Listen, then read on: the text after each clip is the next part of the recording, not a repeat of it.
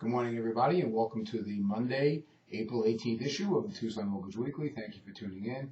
I hope your weather was as nice as ours here in Tucson. It was just a great weekend to be out and around and enjoying what Arizona has to offer. Okay, let's talk about what's been going on. Last week, after digesting the continued bad news from what's going on in Japan relative to their nuclear power plant crisis, fear of inflation gripped the market and once again kind of sent it in a little bit of a tailspin, which did give us a bit of a boost as far as improving on rates. By the end of the week, some of the federal reports that came out showed that while inflation, of course, is still a big long-term concern, at the moment, there isn't any real sign today.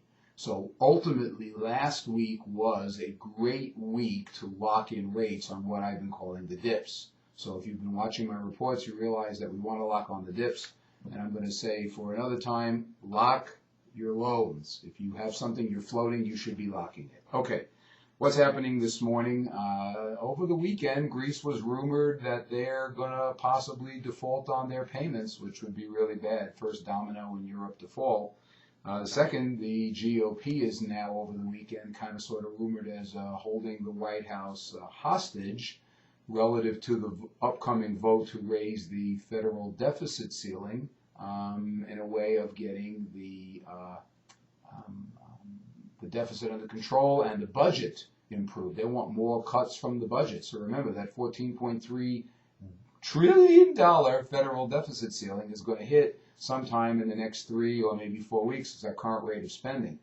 And with all of that, S&P came out this morning and pretty much said that they're on the verge of downgrading U.S. Economy and, more importantly, U.S. bonds from its AAA rating because our economy is turning negative, and that's bad. That's really, really bad. If you haven't already seen, the stock market's down a couple hundred points. The markets are tumbling. Now, what that's doing is that's giving us, again, another good opportunity to lock in mortgage rates. On top of all this, don't forget what's going on. The government is selling the mortgage-backed securities that they've had in their portfolio, which is adding more supply. There aren't that many buyers on the sidelines that are buying these mortgage-backed securities, which, again, affects supply.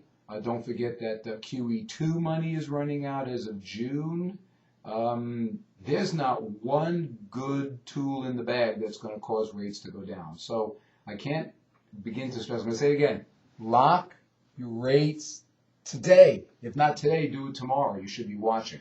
We're also running against technical ceilings that pretty much say that we are not going to get any improvement as well. All that mixed up together, signs are increasing rates. So check out the blog site. Keep track of what's going on. Feel free to send me a card or a letter and ask me for whatever it is I'm saying, because certainly I'm tracking this all day long. I'm Todd Abelson with Century Mortgage, and make it a great day. Bye-bye.